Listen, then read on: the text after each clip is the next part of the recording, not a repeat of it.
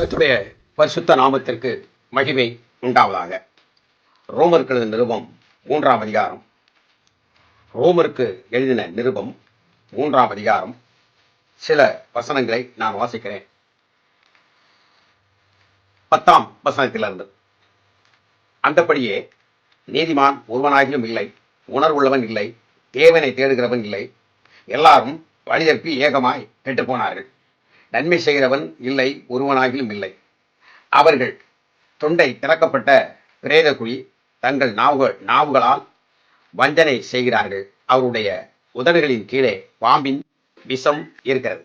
அவர்கள் வாய் சவிப்பினாலும் கசப்பினாலும் நிறைந்திருக்கிறது. அவர்கள் கால்கள் இரத்தம் சிந்த தீவிர்க்கிறது. நாசமும் நிர்பந்தமும் அவர் வழிகளில் இருக்கிறது. சமாதான வழியை அவர்கள் அறியாதிருக்கிறார்கள். அன்புக்குரிய கிறிஸ்துவுக்குள் அன்பானவர்களே, இந்த வேத பகுதியை நாம் வாசிக்கிற பொழுது சில காரியங்களை நீங்கள் அறிந்து கொள்ள வேண்டும். அதாவது, நாம் ஆதியாம புஸ்தகத்தில் 6ஆம் அதிகாரத்தை 5 தாண்டி 6ஆம் அதிகாரத்தில் வருகின்ற பொழுது, தேவன் பூமியை பார்க்கிற பொழுது அவரவர்கள் தங்கள் இஷ்டப்படி தங்களது பாதையில் சௌரியமாகவும் எப்படி மேனாமினிக்கு கொள்ளலாமோ எல்லா வகைகளிலும் அவர்கள் வாழ்ந்து கொண்டு இருந்தார்கள். ஆனால் மனிதன் படைக்கப்பட்ட நோக்கத்தை முழுவதுமாக ஆதாம் தொலைத்து, அதற்கு பின்பு எப்படித்தான் பேசிக்கொண்டு இருந்தாலும் கூட அந்த நோவாவின் காலத்திலே தங்களை மிகவும் சீர்கேடான முறையில் தங்களை அவர்கள் வழி தாறுமாறாக இருந்து கொண்டிருந்தது. அது கர்த்தருக்கு மிக மிக வேதனைக்குரியதாகவும், எதற்காக இந்த மனிதர்களை நான் படைத்தேன் என்று சொல்லி கர்த்தர் மனஸ்தாபப்பட்டார் என்கின்ற அளவிலே அவர்களை நான் முழுவதுமாக அழித்து விடுவேன் என்று சொல்லி ஆண்டவர் மிகவும் வேதனைப்படுவார். அப்படியானால் பூரணமான இரக்கம் உள்ளவர், நீடிய பொறுமை உள்ளவர். அப்படிப்பட்ட தேவனுக்கு இப்படிப்பட்ட செயல்களை செய்கிறார்கள் என்று சொன்னால் எந்த அளவிற்கு இருக்கும்? அவர் ரோமாபுரி பட்டணத்திற்கு, அங்கிருந்த சபைக்கு பவுல் எழுதுகிற பொழுது சொல்கிறார், அவர்கள் உணர்வில்லாத ஒரு இருதயம் உள்ளவர்களாக இருந்தார்கள். மாத்திரமல்ல, அவர்களுடைய திறக்கப்பட்ட ஒரு கல்லறை போலவும், அவருடைய நாவிலே நாவை திறந்தால் நாவின் கீழ் விஷம் இருப்பது, அந்த விஷத்தை கக்குகிறவர்களாக இருக்கிறார்கள். நீங்கள் பார்த்தால் இந்த நல்ல பாம்பு என்கின்ற இந்த பாம்பிற்கு 2 பக்கத்திலும் விஷ பைகள் இருக்கும். அப்பொழுது இந்த பாம்பு சீறி அடிக்கின்ற பொழுது அந்த விஷப்பையில் இருக்கக்கூடியதான இங்கிருந்து ஒரு 2 பல்கள் வரும். அதோடு அதிலிருந்து என்ன செய்யும் என்று சொன்னால், கொத்துகின்ற பொழுது அந்த கொத்திய அந்த பள்ளத்துக்குள்ளாக நமக்குள், அதாவது இந்த எதை அந்த பாம்பு கொத்தியதோ அதற்குள் அந்த விஷம் ஏறிவிடும். அப்படி விஷத்தனமாக பேசக்கூடியவர்கள் எல்லாம் அன்றைக்கு இருந்தார்கள். ஒருவருக்கொருவர் சண்டையும் சச்சரவும், ஒருவருக்காக ஒருவர் காத்திருந்து வாழ்கிற வாழ்க்கை முற்றிலும் இல்லை. அப்படிப்பட்ட ஒரு மோசமான வாழ்க்கையை மனிதன் வாழ்கிறானே என்று கர்த்தர் மிகவும் விசனப்பட்டார். இன்றைக்கு நீங்கள் பாருங்கள், போகாத இடமில்லை, நான் போகாத கோவில் இல்லை, சுத்தாத ஆலமரம் இல்லை என்பார்கள். நான் செபிக்காத ஊழியக்காரர்கள் இல்லை. இப்படியெல்லாம் நான் செபித்து, இப்படியெல்லாம் நான் பலவிதமான காரியங்களை நான் வைத்து பொருத்தனை செய்து பிறந்தவன் தான் இந்த மகன். ஆனால் இவன் இப்பொழுது ஏன் பிறந்தான் என்று சொல்லி நான் வேதனைப்படுகிறேன். இவனை எதற்கு கர்த்தர் எனக்கு கொடுத்தார் என்று நான் வேதனைப்படுகிறேன். ஏன் இவனை கேட்டேன் என்று நான் வேதனைப்படுகிறேன். இவனை பெற்றதை விட ஒரு அம்மிக்குழவியை பெற்றிருந்தாலும் கூட அந்த மிக்ஸு கரண்ட் இல்லாத நேரங்களில் அதையாவது ஒரு கல்லில் வைத்து அரைத்து கொண்டு இருக்கலாமே என்று வேதனையோடு கண்ணீர் வடிக்கக்கூடிய பல தாய்மார்களை, குடும்பங்களை நாம் பார்த்திருக்கிறோம். இதே மாதிரி தான் சில ஊழியக்காரர்கள் தேவன் அழைக்கிற பொழுது அதை ஏற்றுக்கொண்டும் கொஞ்ச நாள் வாழ்ந்துவிட்டு அதற்கு பின்பு ஒரு கேவலத்தனமான வாழ்க்கை வாழக்கூடிய ஊழியக்காரர்களும் அல்லது தாங்களே ஊழியர்களாக வந்து விடுவதும், சில மகிமையான சபைகளை கூட பாழாக்கி விடுகின்ற அடிப்படையிலே இன்றைய கிறிஸ்தவத்தில் ஊழியக்காரர்கள் இருக்கிறார்கள். அவருடைய எண்ணமெல்லாம் பணம், பெருமை, புதையலா எங்கு கிடைக்கும் என்று எதிர்பார்க்கக்கூடிய அளவிலே இருக்கிறார்கள். அவர்களை நம்பி போகக்கூடியதான விசுவாச உடன்பிறப்புகளும் அதே சிந்தனையில் ஆகிறார்கள். என்றால் இந்த விசுவாசிகளினாலே இந்த ஊழியக்காரர்கள் அப்படி கெட்டு போகிறார்கள். ஊழியக்காரர்களால் விசுவாசி கெட்டு போகிறார்கள். விசுவாசிகளுடைய தாங்கள் எண்ணுவதற்கு அதிகமாக மிஞ்சி அவர்களை நேசித்து தேவனுடைய வார்த்தைக்கு செவிகூடாமல் இவர் இன்றைக்கு பிரசங்கித்திருக்கிறார். வேதம் என்ன சொல்லுகிறது? என் தாத்தன் பூட்டன் முன்னோர்கள் சொன்னதையும் ஒரு பக்கம் வைத்துக் கொள்ளுங்கள். ஆனால் இந்த பிரசங்கத்தை வைத்துக் கொள்ளுங்கள். அதே நேரத்தில் இந்த பரிசுத்த வேதாவும் என்ன சொல்லுகிறது? இவர் பேசியதற்கும் அதற்கும் சரியான பொருத்தம் இருக்கிறது என்பதை அறிந்து கொள்ளாமல் அலக்களிக்கப்பட்டவர்களாக, தங்களுக்கு மகுடி ஊதுகிற ஊழியர்களை பார்த்து பாம்பை போல ஆடிக்கொண்டிருக்கக்கூடியவர்களாக, அப்படியே கர்த்தருடைய வார்த்தையை வேப்பங்காயை கொடுக்க வேண்டிய நேரத்தில் கொடுக்க வேண்டும், இனிப்பான பதாரத்தை கொடுக்க வேண்டிய நேரத்தில் கொடுக்க வேண்டும். ஆனால் இதற்கு மாறாக எப்பொழுதும் விசாலமான வாசலிலே வழிநடத்தி கொண்டிருக்கக்கூடிய, குறுகலான வாசல் இருக்கிறது, இதன் வழியாக போங்கள் என்று சொன்னால் கூட விசாலமான வாசலை வைத்து நடத்தக்கூடிய ஊழியர்களை பின்பற்றக்கூடியவர்கள் தான் மிக மிக அதிகமாக இருக்கிறார்கள். மனச்சாட்சி குத்துகிறது, மனச்சாட்சி வேதனையாக இருக்கிறது. இந்த மனச்சாட்சிக்கு விரோதமாக பேசுவதற்கு என்னால் முடியவில்லை. ஆகையினால் நான் சொல்லுகிறேன், அன்றொரு நாள் புதுமடத்திலே, இது தலைப்பு கூட வைத்துக் கொள்ளுங்கள், அன்றொரு நாள் புதுமடத்திலே எப்படி ஊழியங்களை கெடுப்பதற்கு, ஒரு ஊழியனை கெடுத்து விட்டால் ஒரு சபை நாசமாய் போய்விடும். ஊழியர்களை கெடுப்பதற்காக எப்படி உருவாக்கப்பட்டது என்பதை நான் உங்களுக்கு சொல்லுகிறேன். ஊழியங்கள் கிராமங்கள் தோறும் சுற்றி சுழண்டு சாப்பிட்டும் சாப்பிடாமலும் கடந்த ஊழியம் செய்து கொண்டிருந்த காலகட்டத்திலே எனக்கு நெருக்கமான ஒரு ஊழியக்காரர், அவர் ஊழியக்காரர் அல்ல, அவர் கூட என்ன செய்தார் என்றால், திடீரென்று அவர் இருக்க சில மூடத்தனங்களை, சில விதமான காரியங்களை நான் கண்டித்த பொழுது எனக்கு எதிரடையாக செயல்பட ஆரம்பித்தார். நான் பெரிதும் நம்பியிருந்தது உச்சப்புலியை காட்டிலும் புதுமடத்து மக்களை. ஏனென்றால் அவர்கள் வீட்டிலே அவர்களை ஒன்றாக கூட வைத்து, பிரிந்து கிடக்கக்கூடியவர்கள் எல்லாம் 2, 3 பிரிவாக இருக்கிறவர்களாம் ஒரு பிரிவுக்குள் அவர்களை கொண்டு வந்து, அதற்கு பின்பு சபையாக அவர்களை கூட வைத்து, அந்த அளவிற்கு அவர்களை கொண்டு வந்த காரணத்தினாலே அவர்களை மிகவும் அண்ணனாக, தம்பியாக, தாயாக, பெற்றோர்களாக, உடன்பிறப்புகளாக எல்லா வகையிலும் அவர்களை, எங்கள் வீட்டில் சாப்பிடாதவர்கள் இருக்க மாட்டார்கள், அந்த அளவிற்கு அவர்களை நேசித்து இன்றைக்கும் அதே நேசம் அவர்களிடத்தில் காட்டுகிறார்கள். அதில் மாற்று கருத்து கிடையாது.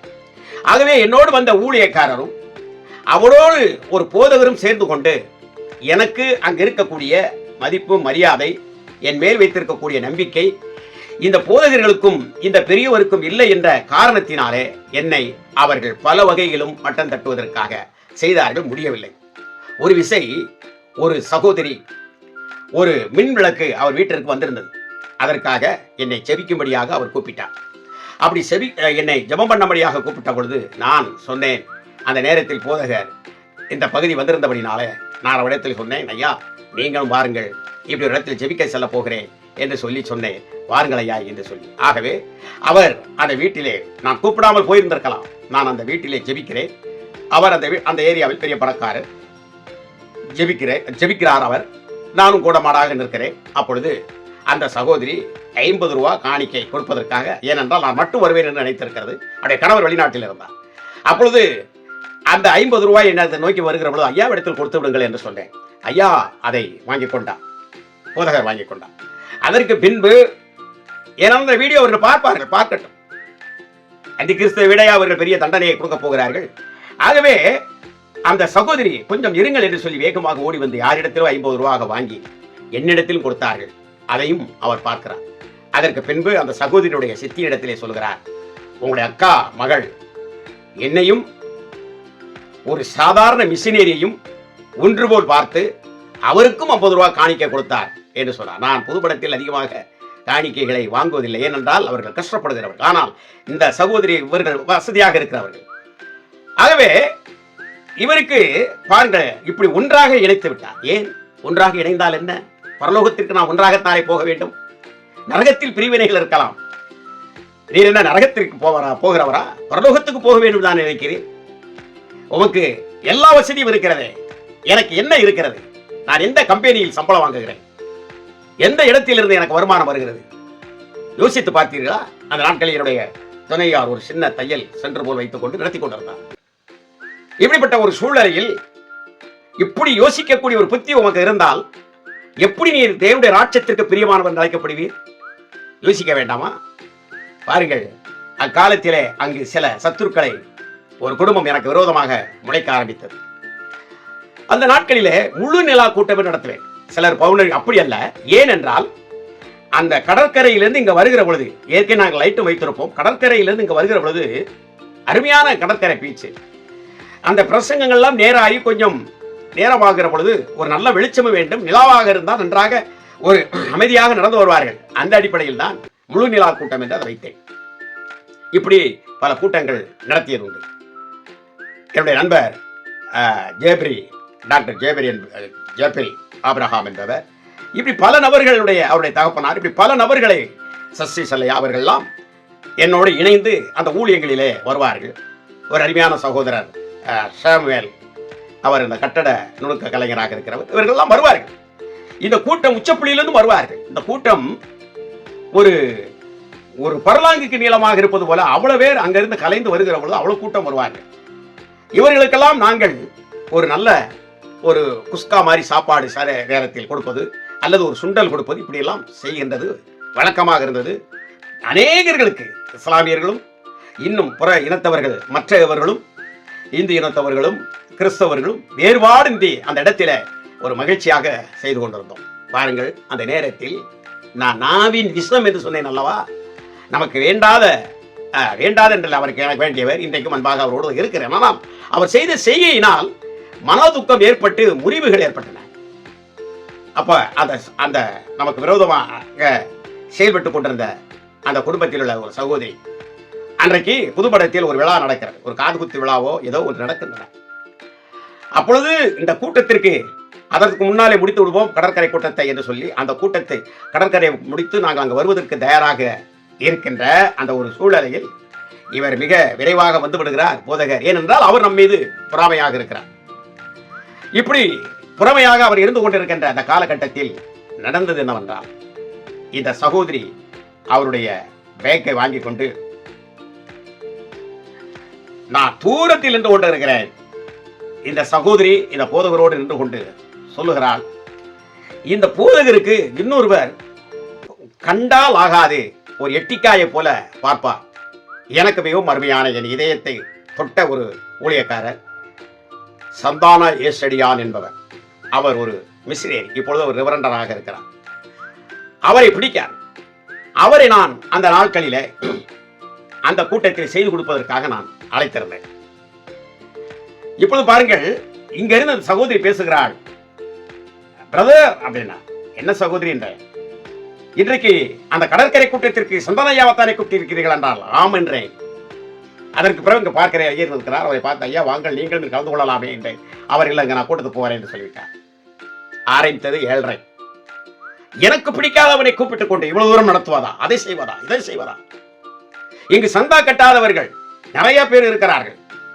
இங்கு இவர்கள் குஸ்கா போட்டு சாப்பிடுவதை சந்தா கட்டலாமே என்று பந்தாவாக பேசிக்கொண்டு, அந்த மக்களுக்கு ஒரு ஆதரவை போல பேசிக்கொண்டு, அரங்கத்தரமான பேச்சால் ஒரு யூதாசை போல் அந்த சகோதரி எப்படி காட்டிக் கொடுக்கிறாள் பாருங்கள். இதைத்தான் சொல்லப்பட்டிருக்கிறது. இருதயம் பூரா நிறைந்திருக்கிறது விஷம். அது நாவின் அடியிலே வந்து என்ன செய்கிறது என்றால், பேசுகிறவள் ஒரு மனிதனை, இந்த சகோதரி என்ன, நீங்கள் அங்க போய்விட்டு எல்லோரும் சேர்ந்து வந்து விடுங்கள் அன்பாக, அப்படியா? இல்லை. இந்த போதகருக்கு ஒரு எரிச்சல் ஊட்டக்கூடிய அளவில் இவர்கள் எப்படியெல்லாம் செய்கிறார்கள் என்று பாருங்கள் என்று சொல்லி அந்த ஊழியத்தையே கெடுத்து விட்டார்கள். ஏனென்றால் சுக்கான் அவர்கள் கையில் இருக்கிறது. ஒரு பரியல் என்றால் அவர்கள் தேவைப்படுவார்கள், ஒரு திருமணம் என்றால் அவர்கள் தேவைப்படுவார்கள், ஒரு ஞானஸ்தானம் என்றால் அவர்கள் தேவைப்படுவார்கள். இந்த ஜபரத்தினத்தை வைத்து என்ன செய்ய? நான் எவ்வளவோ முயற்சி பண்ணி இந்த ஆலயம் உருவாகுவதற்கு என்னுடைய பங்கிலும் சிலவற்றை நான் உழைத்து கொடுத்து, சுற்றி சுழண்டு வண்டாக இரவு பகல் என்று பாராமல், மழை வெயில் என்று பாராமல் உழைத்த சபை இன்னைக்கு உருப்படியாக அது செயல்படுகிறதா?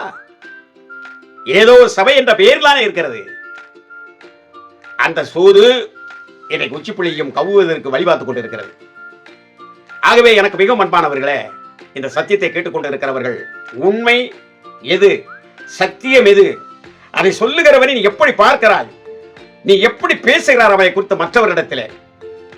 என்னிடத்தில் வாங்கலையா வாங்கலையா, சகோதரே, பிரதரே, அண்ணனே என்று சொல்லுகிறாய். ஆனால் உன் உள்ளத்தில் விசப்பாம்பு இருக்கிறது அல்லவா? வெறியனை போல உன் வார்த்தைகள் தீட்டுகிறது அல்லவா மற்றவரிடத்தில் பேசுகிற பொழுது?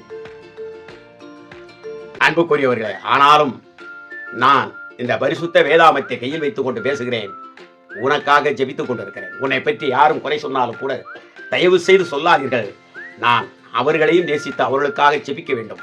என்னை இப்படி சொல்லிவிட்டார்களே என்று நான் நினைக்க கூடாது என்றுதான் நான் சொல்லிக் கொண்டிருக்கிறேன். பிரியமான என் இனிய உடன்பிறப்புகளே, இன்றியமையாதவர்களாக என் இதயத்தில் நீங்கள் இருக்கிறீர்கள் என்பதை மட்டும் தெரிவித்துக் கொள்கிறேன். ஆகவே உங்கள் வாயில் உள்ள விஷத்தை எடுத்து விடுங்கள். கர்த்தர் உங்களை ஆசீர்வதிக்கட்டும். அன்றொரு நாள் புதுமடத்திலே.